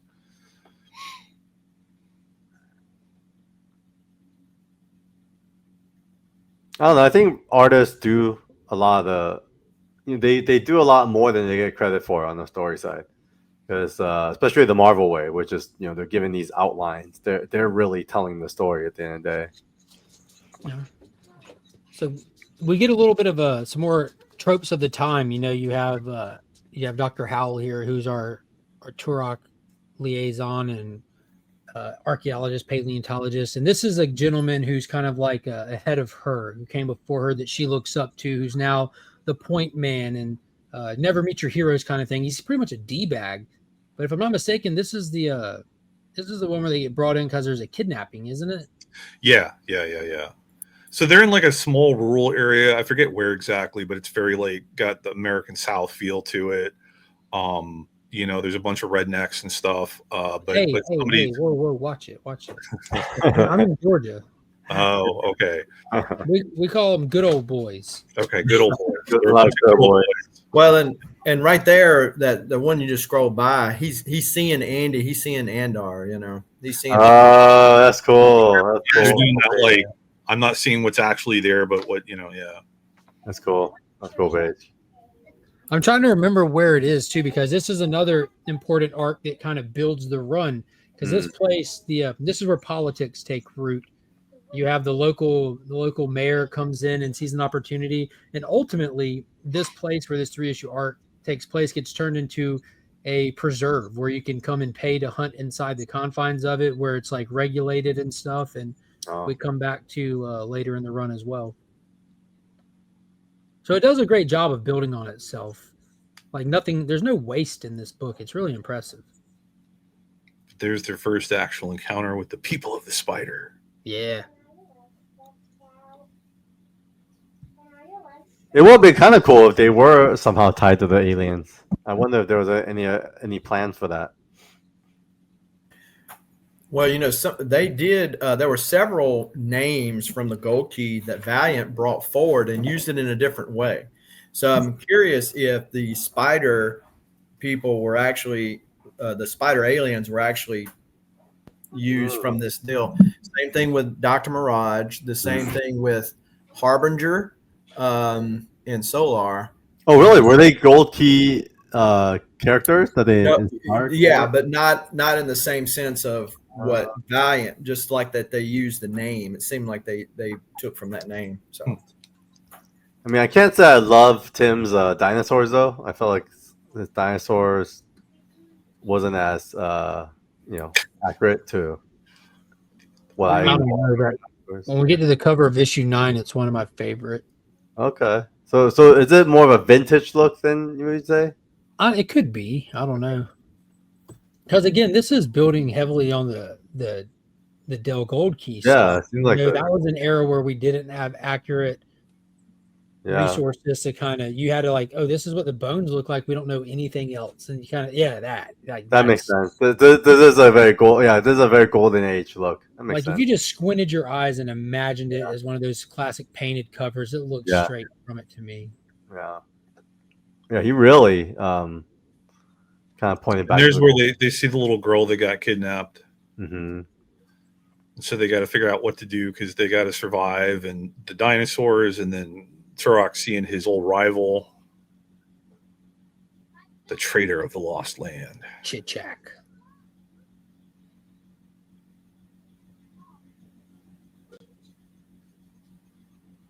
So what's happening here? Is he just bartering? Okay. Bartering. Then shooting more dinosaurs. And Reagan is telling Turok to chill. I'll go with him. She's like super confident of her understanding of Native American culture and her ability to like go with them. If I go with them, I'll be fine. And not only will I be fine, I'll be able to learn from them. She's trying to come to an understanding because I guess she knows enough about the culture to know that these aren't like one of the more savage tribes that you'd have to deal with. Like death is not a certainty. But if you stay here and try to fight them, one of y'all is going to die, and I don't want to see any of y'all die, kind of thing. Reagan's trying to preserve the cultures of all these people that are popping back up out of time, and they're moving through life like they move through life. Like we're enemies. We're coming for blood with each other. Yeah, she's thinking about it like an anthropologist or something. Yeah, and a reasonable person who doesn't know their history with each other. Right. And as soon as there's like deal, we'll go. Chit-Chak riles up the dinosaurs. Like, all right, peace, guys. We're out of here. Dinosaurs are gonna come eat y'all. Yeah, these guys are definitely more lizard-like for sure. Like that's the way his references are. Oh yeah. I love these panels here. He's riding the dinosaur and just gat. Right in the back of the head. That's funny. Like he's hitting headshots on the other dinosaurs from the back of a dinosaur. That's like feeding chicken to a chicken. Right. That's a pretty powerful handgun to be able to like just knock out that kind of size of a hole. Well, he says you have to find the soft spot. Yeah. Okay. And then he stabs that one. Yeah. Look at that. Over and over. Brutal. Now I like how they do that where the actual puncture, they backdrop it in red. Just violence. Mm-hmm. Violence. And this is where Andy steps up. Turok gets pinned down. Dr. D-Bag is looking like death is imminent. Rest his soul in my own. Boom. And Andy gets his first kill. Nice. Which this is a moment looking back on. It's a turning point because he's not a reluctant very much to his culture, his heritage, and Turok's teaching, because he's a little hesitant. You know, he's not a jerk to Turok, but he's just from a different time and place, comes from a different upbringing. He doesn't understand the importance of his culture. It's a lost culture he was born into. And Turok becomes his true teacher, kind of moving forward from here. Is really the first step. He's a millennial. Now this is ripped directly in Jurassic World when the big him and the Mosasaur comes in and yanks him. Dude, I'm telling you, Jurassic World, man, all those writers just borrow from Valiant Comics. My goodness. Well, and even in the last issue, this would not be the first time that Turok gets pinned down by, or the last time rather, that he gets pinned down by a dinosaur and Andy has to rescue him. Yeah. This moment is very Craig Mazin. He wrote Jurassic World. Craig, you borrowed. Craig, you borrowed. We found it. We need that on the shirt. Craig, you borrowed. All right, so he hands his gun back. Well, is there some sort of teaching here where he didn't want him to be violent, and he is that why he takes the gun back? It's not about violence. It's about knowing what you're doing, like watch and learn kind of thing. Why would you want to give this crazy kid who just pulled a gun on you for being somewhere a few issues ago? You know what I mean? I love that. This guy got the beer can on the back. Times, man. Yeah. You have some of his tribe that wants to do tribal things. Hence that panel right there with the grinning and the drooling. They see blonde-haired bomb. Well, it's funny because she's like narrating it a little bit in her head, like trying to figure out what they're doing and having an understanding of what they're doing and how they're approaching her. Yeah, she's saying it through. She's like, I got to keep Chit-Chak level, or these guys are gonna run through me. Yep. And Chit-Chak does. Like they speak up, and he answers them. No, we don't do that. I'm the leader. We'll do that later. Right. But it's interesting how she has, a good understanding, and like she was right. She can hold her own. She understands the dynamic of the tribe. Keep this one guy good, and he'll keep the rest in order until this happens. Wow. So this is the guy that gets thrown out, who is kind of back talking a little bit. I forget the name of this specific dinosaur. And I don't know if it's this dinosaur or the breed itself, but they have a nickname for it. Oh wow. Just like the big boy guy, the snap, not this one. What says he who slays? Yeah, there it is. He who slays. Now is it me or are these longer books? It feels like longer than 22 pages. I don't know. Yeah, I don't. Doesn't have a page number on there. I don't see it. I don't think that they did. Yeah, but the scroll is pretty long. That's why, but maybe not.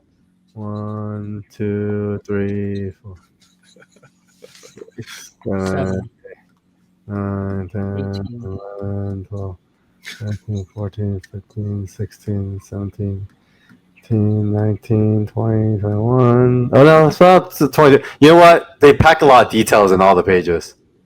Yeah. I think, and if you were reading this in the original floppy, you would have went through 37 ads for events happening across Valiant at the time. Pretty much. Very consistent with the 90s. Cross-promotional.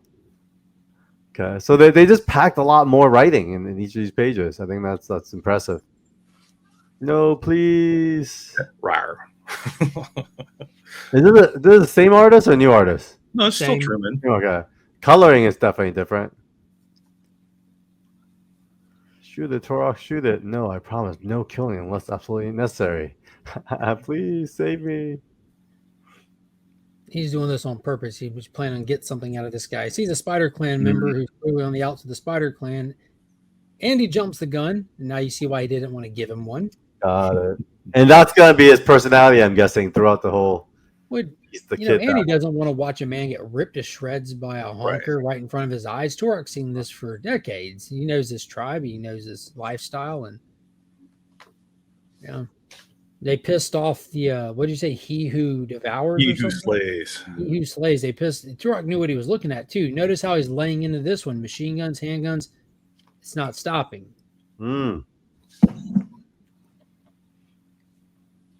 Because these dinosaurs at this point are just they're like hatched dinosaurs, so they don't have the bionic, like, conversational skill sets either. Yeah, right? these are not just like legit Monarch. animals. Mm-hmm. They distract it with the Ankylosaurus, R.I.P. little buddy, and they get out of Oh there. no. Dr. D-Bag shows up and saves the day. He's kind of like an old drunk kook, you know, like he's got tenure, so he doesn't have to work hard anymore. Right. So they save the dude and they're like, all right, where's the woman?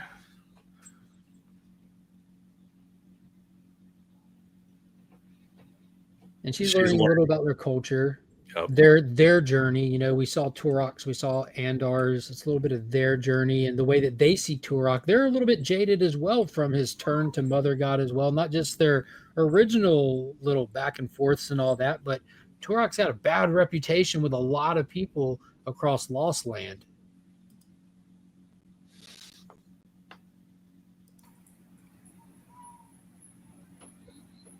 And then Reagan comes across the girl that had been kidnapped, and it's like, oh, I gotta make sure she's safe too. That's what she came for. Which is pretty interesting because it's been since issue 1 since we even, or it's the first issue of this 3-issue arc, and now we're at the end of it, and now, you know, we haven't, they've been busy. Like, it's been a lot of stuff to even get to this point. Dang, she's brutal. Look at that. Just straight bite to the hand. She's a strong, independent woman. She don't need no man. Nope. She's got her set of teeth. Or weapons. That's a great panel with that like soft expressions on the face, a little bit of blood on her mouth. It's just like a face of submission because now that she got safe from that guy, Chichak's there and she kind of shows no sign of like resistance or anything, like kind of giving that like I'm with you kind of, I'm glad you're here kind of face. She's kind of understanding him. He's giving her some dialogue about like, again, the culture thing really did it. She kind of has a better understanding about like this, like her life, where she comes from and his are not the same, but are equally important to each of them. She's getting a little bit of understanding of him. And I believe at this point, Turok still just wants to take him out. But that'll change. Got that old hatred. Yeah.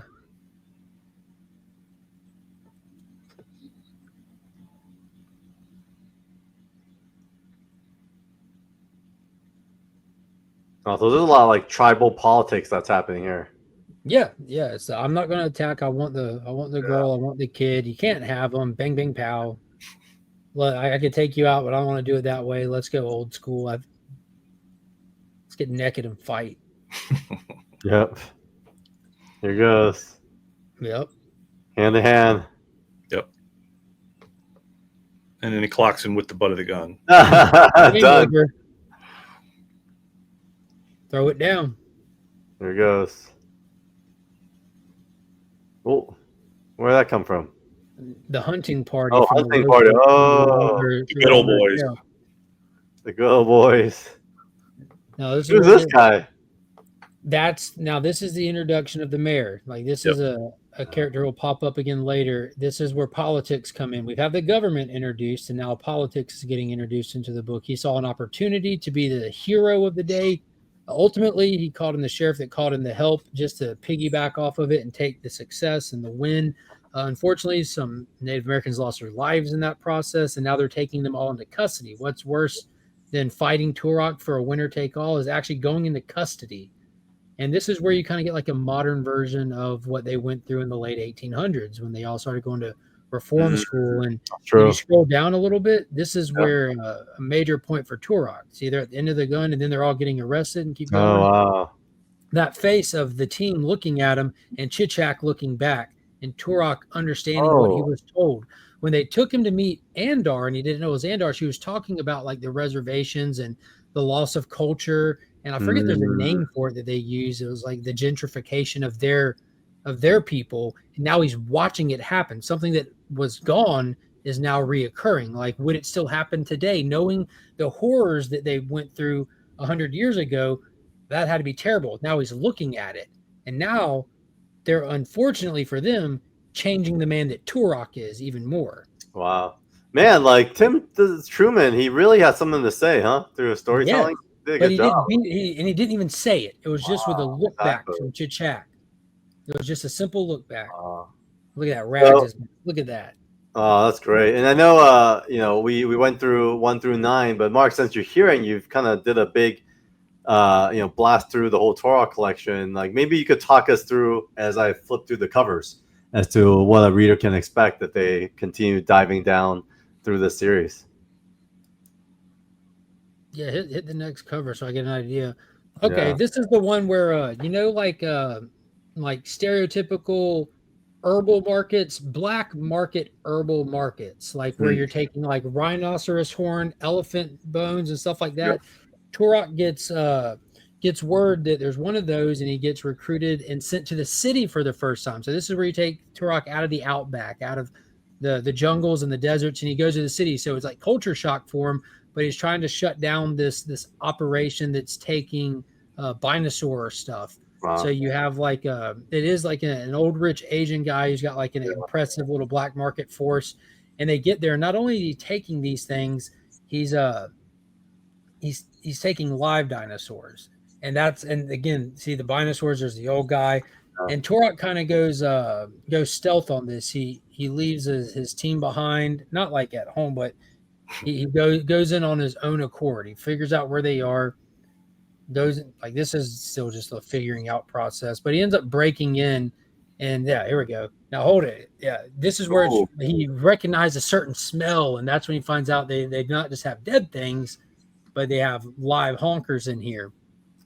Is this still Rags? Yeah, this is Rags coming back. Now this is where it gets a little bit more serious too. Again, like remember I told you about the loss, like learning about people losing their culture and stuff. They keep building on this. Tim Truman does. But this was one of my favorite issues for reasons I'll get to in a minute. But when he's down here, he doesn't have nothing but a simple knife. Look at this. This is almost like a silent issue. Page splashes all the way through, no dialogue through that whole fight, and he blows its head off. This was the prized possession of this guy. Like, and he's got another one, but you can see where he ain't too happy about it. Another collector. Now Turok breaks out. Let's go slow. He breaks out. And he starts gunning people down. You get your hyper violence. I love the art in here. You can see where Rags is a lot more leaning into what Bart Sears was doing with the. Yes, he's kind of going back to that. Now he's in denim and like a ripped shirt. He's kind of like page 18. I think this is. This is a heavy page right here because he finds like one of the rooms with all the stuff, and if you read some of the dialogue in here, you find out what he's got going on. But he also. You see what this guy is up to with the taking of actual Native American heads and jarring them so he can keep and preserve the hair and use it for later. And here's the actual page for it. Oh, nice. So this is my first go out and purchase original art because I read like, dude, for one, I knew Rags Morales from the DC era of stuff like Identity Crisis and stuff, and finding out he cut his teeth on Turok. I'm like, I bet I can get Rags Morales original art for cheap. And I found this one that you got Turok wielding weapons. You have him like anger. You have him sad. You have him fired up and ready to kill everybody. It was like a whole range of emotions. So when I found this, I'm like, I'm going to get that. You got to get it. That's a good one. Good get it. Yeah. Especially when you're diving into it. I'm glad we jumped ahead on the other issue. I mean, I guess it's probably a good time, Jason, for our transition to show and tell. What do you think? Mark's got some colors behind his head there too, right above Spectre there. Yeah, issue 18, page 1. Let me go back on Mark real quick. Okay, you want to talk about those? Yeah, it's issue 18, page 1. It's one of the ones that has like the layers to it. You know, you can peel it up and see all the stuff put down. But I'm really into the colors these days. They look so these cool. These are so fun. Yeah. White man speak with forked tongue. Yeah. That's awesome. You notice that by that time he's getting a little high tech there with some of his stuff, but kind of. This was a whole troop of people, and this is the only one left alive because Turok, we're going to go scout him. We're going to deal with this dinosaur thing in the small town, but we just want him as a what's it called? Not a guide, but just like the person who's going to give you some information if you need it. They land and they all get wiped out. Turok picks up their gun and takes out the dinosaur, and then the dinosaurs were. They were not exploding, but they were incinerating upon death. There was a little bit more to it. So he's rocking their hardware, but this poor sucker was the last one alive out of the team, and he doesn't even make it through the issue. They go out horribly. But yeah, you can see like how the lettering is on a separate thing than the bubble is, and same with the yellow one. You can see it better. I love it. It's cool. Yeah, I think did you buy that from Sonic Dan off eBay? That was this one from Sonic Dam. This one came from what's the Anthony. guy? Yeah. Mhm. This is Anthony. So this I got first. It was like $40. I'm like, Mhm. what? That's great. What? I don't have to haggle with you. Deal. Well, so yeah, and we talked about this in previous issues, Mark, and you probably already know about all that. But the those colors are not really colored guides. They're basically blue lines where they painted on them, as opposed to the color guide where you would see like the Marvel color guide with just a bunch of writing on it. Yeah. And so yeah, I mean it's art unto itself, but Yes. a lot of people like Anthony don't put a lot of value on them. So I think they're always- undervalued. Yeah, I think they're undervalued because I feel like it's like the recent Lynn Varley art that it's from the Dark Knight. Those are the actual art that made the comics. I feel these aren't just guys; these are the actual art. But yeah, I'm trying to. God, I feel terrible because I'm not remembering his name offhand. These are watercolors done by. Here it is. I'll give you his name. it's not on the page there, right down at the bottom where it says colorist. Where does it say colors? bottom left, does it say color? Yep. Yeah, see, there it is. John Ceballaro. Okay. John Caballero. Oh yeah, I recognize that name from some of the other books. So the way I saw it, like between the two pieces, I've got the pencils and inks by Rags, Nice. or whatever it is, and then the color. So it's pencil, inks, and Rags with it all combined. Yeah. It's awesome. I'm glad. So it sounds like Turok's what gotten you into the whole original art game then. Yeah, absolutely. Nice. You're the I have perfect one guest for other this one. original art page from a Michael Bay Transformers comic book. I love the Bay era stuff. And talk about affordable original art. Yeah. One person who looked for it. Yeah, so when Dynamite relaunched the cover, they got to go back and get the guy that did the original number one. Oh wow! And this was purchased at OAX, a lot cheaper than what Dinesh purchased the original one for. Great deal, by the way. I think you made a move because someone else tried to make a move on this right after. Yeah. Wow, I just got that whole 12 issue running. Yeah, that's the Dynamite one, and the Dynamite one was fun. That one was. It's fun, yeah. Yeah. Yeah, they did 3 different runs. They did a 5-issue run with Bart Sears and Rags on the colors. I think Ron Mars wrote that one, and this one is the pack run, right? That's right. Mm-hmm. Yeah. Now the last one I didn't really too much care for because it's a totally different character. But weird. He's got like a dinosaur hood up on his head and stuff. That's a 6-issue one. I ain't got that one yet either. Dinosaur hood. I love this. I used to stare at this page a lot. This is one of Turok's early appearance is right there as he faces Archer and Armstrong. He's still under the influence of Mother God there. Barry Windsor Smith. From Unity? Yeah, Community. Barry Windsor Smith, my favorite. Inked by Bob?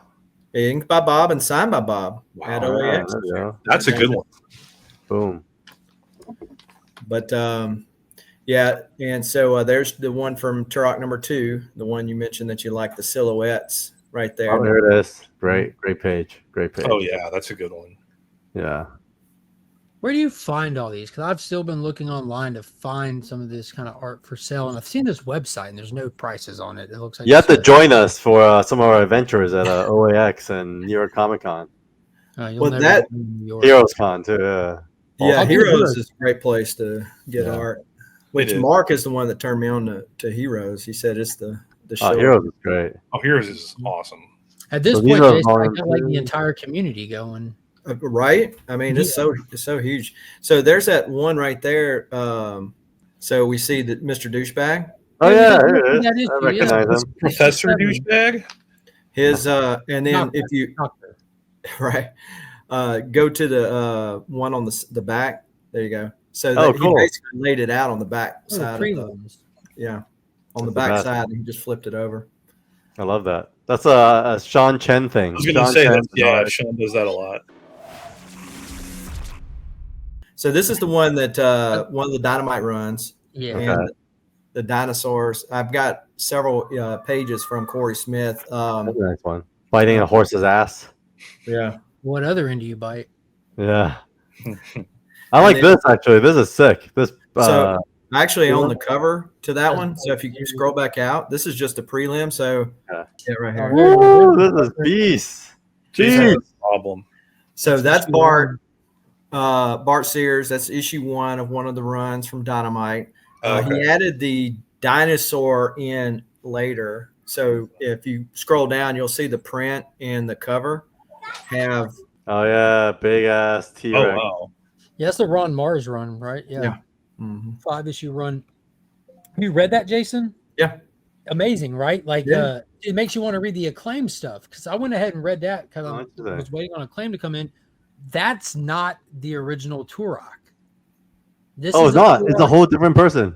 This Turok in this 5-issue run only exists in this 5-issue run. What you think it's like a retelling of the story of him going to Lost Land and stuff, but it's not. It's the first time this Turok goes to Lost Land, finds like the Chronosphere, touches the gem, and it brings in all the Turoks from the different era. Well, not all of them, but the most recognizable ones, including Tulset, the Valiant one from the Valiant era, including Joshua Fireseed, and then I don't know how much pre-reading they did, another Joshua Fireseed that looks like he's a dinosaur, but it's really just a hologram projector over him, and then the goofy one with the hood up.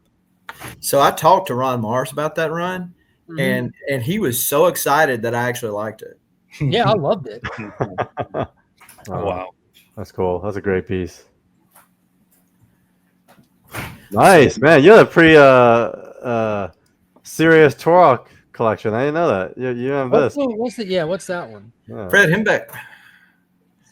Yeah, so Fred Hembeck, did FF roast the Marvel Universe, from back in the day, a lot of the Marvel Age stuff. Mm-hmm. He's quit going to shows basically, but he has a whole thing on eBay, and people just collect just Hembeck, stuff.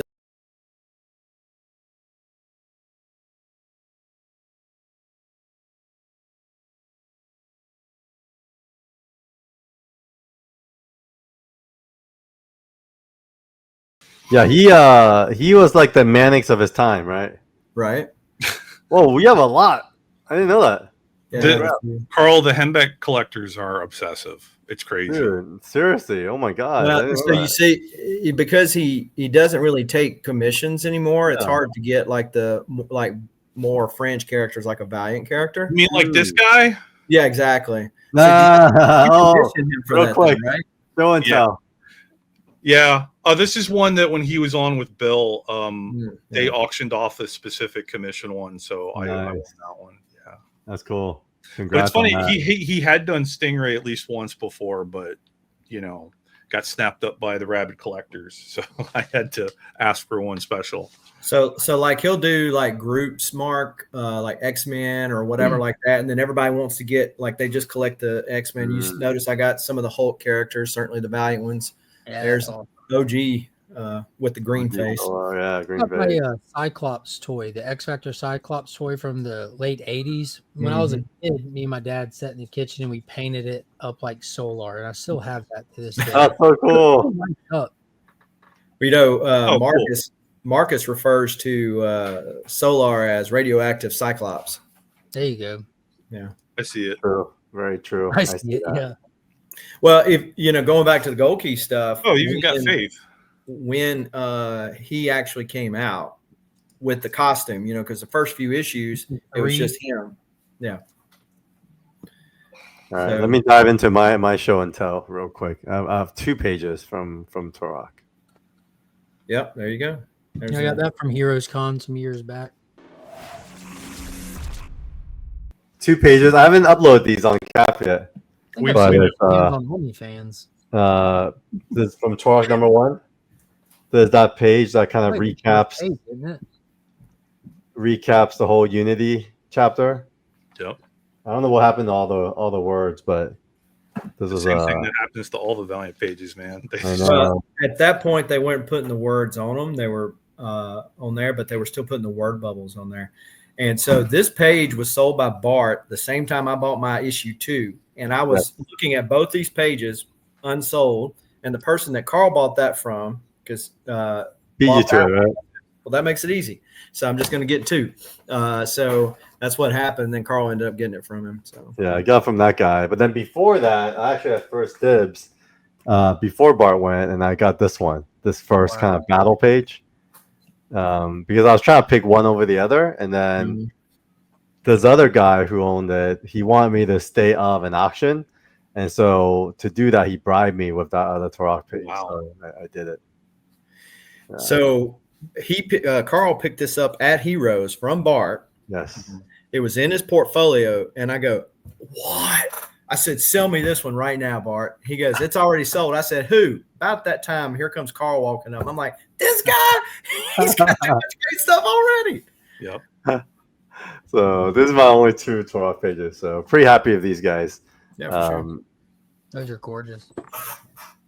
All right, guys. I mean, so let's go to our new rating system. I mean, can I show one thing off? Oh yeah, please do. Yeah. We're going to show and tell. This is actually the most rare Turok comic that exists on the face of the earth. Here we go. And, I took it to Heroes Con with me and got it signed by Bart Sears and Adrian Platt, which he's the one that produced this one of a kind acetate. Jurassic Park acetate. So we took this.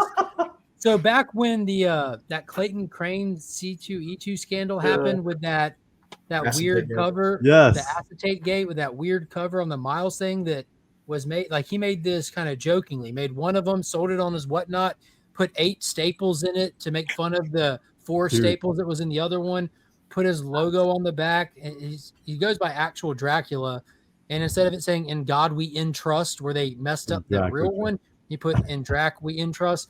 So he was at Hero. So him and I went over when I went to Bart to get some subs signed. We took this, and Bart laughed about it, cracked up about it, and they both signed it. But this is cool. This is my second favorite Turok book that I own. I thought it was hilarious. Yeah, that's sure. That's fun. That's hilarious. That's cool. I love it. That's a great get. Cool. And he's from Canada, so that's one of the fun things about the con is be able to meet all these guys you see and hear from off of YouTube in real life, and get to chalk it up, talk about funny pages. Now I'm going to take it back to me this year and hopefully get Shooter's name added to it. Shooter's supposed to be there, yeah. This time in Heroes is gonna be fun. I'm on a standby, so I'm gonna try to make it. If I make it, it'll be just for like a day, maybe. But yeah, I hope to see everyone. After hearing Jason's story, I hope you don't make it. Well, now wait a minute. I met Carl at Heroes last year, so we start the conversation off talking about Unity, yes, and a certain cover, and so I'm like, this guy. I mean, it's mind blowing. We went out to eat dinner that Thursday night with several other people, and we're talking about it. So that's kind of where you guys were both the Heroes last year. Sure, yeah. I was there too, but I didn't. Well, I didn't even know you were there. I didn't meet you to Baltimore. Did you come by the Comics Curing Cancer booth? I did not. Why do you like cancer? That's weird. I met you have a partner that you work with, right? There's 3 of us: me, DJ Links, and Rob's Fat Sacks. I met Rob. Yeah. So Rob and I will exchange some emails here and there. But yeah, he was at the dinner as well, right? Yeah. So if any of y'all, he was. Yeah. And so this is probably a good segue, Mark. Talk a little bit about Comics Curing Cancer for those people who might not be familiar with it. Yeah, it's an annual event. We are an official campaign with the American Cancer Society. We host the event here on YouTube in October. It'll be a 3-day event. We'll schedule some shows with some other content creators. So from Friday morning at 7:30 a.m. on my regular scheduled stream all the way through Sunday, we'll be running shows of different varieties. There'll just be some kind of like fundraising shows in the traditional telethon aspect. We'll have some art-based shows where some artists will be on doing stuff that they'll sell on that stream. We'll have some items on different shows that are just selling. But the main body of the auction will be on Sunday. We'll have a complete dedicated art show as well, but completely funded by donations of the community, people sending in key comics, kind of collected volumes, slabs, stuff that's easily desirable and easy to move. We don't want fillers or anything like that. You can check out Comics Curing Cancer on Facebook or Instagram to reach out to us in an easy way if you want to donate anything. But we also set up at Heroes Con. This will be the second year we do that. We put together and curate an art book. This year, there's some familiar names that you'll see in it from the actual professional artist community. It's kind of leveled up. Last year, it was community members that were artists. This year, it's actual published artists. And you can see where we're starting to tease and roll that out. We just got them in hand. They look phenomenal. And we'll have those art books there as well as some other merchandise. We have some amazing people that really step up and do a lot for the event, like Big Time Collectibles donated an entire exclusive for us to have at the booth last year. We're expecting to have other items like that as well. So come by the booth, Cock Slam Cancer. And if you want to support the cause, as little as sharing out the event as we go helps out tremendously. We're only as successful as people know about us. And then if you want to donate anything, please reach out to us. Well, like I said, if you're a fan of just buying stuff, that's great too. We need you more than anybody. We'll have original art, keys, all kind of stuff. Last year, I think the biggest item was a first appearance of the Punisher signed by Stan Lee and like a CGC 7.0 that someone donated. And there was original like Spider-Man pages and stuff like that. It always goes under fair market value because our support still exceeds our audience. So it's a great time to just come by and buy some stuff because you'll definitely not find it cheaper anywhere else typically. Cool. Yeah, I think I donated some stuff to Rob last year as well. So Nice. happy to contribute. And if you guys have like ads and stuff, we'd love to put it into like 24/7 Comics as well, so people could do me a favor. Just message me on the Comics Curing Cancer page because it's the easiest way because me, DJ, and Rob are all monitoring that, and that keeps it where we know to check on the business side of stuff. And one of the three of us will go pull the files and send you any kind of digital stuff that'll easy for you to save and post up. We'd love that. We'd appreciate that a lot. Great. So you guys heard it here first. If you guys have any other contributions and you have a passion against fighting cancer and you're a comic book geek and you want to make some space, definitely reach out to Comics Curing Cancer and, connect the dots from there. So with that said, it wraps up our episode for Turok 1 through 9. And we know what Turok means to Mark, but Newell, as fresh eyes to Turok, how many Stingrays would you give it? I'm thinking like 8.5, 9, somewhere in that region. Okay. Pretty good. And hearing what's to come, like I think I'm gonna have to read some more. Yeah, you should finish it. Myself as well. So yeah, I mean, thank you, Mark, for making time as always. And we'll wrap up another show. We'll see you guys at the next Valiant TLDR.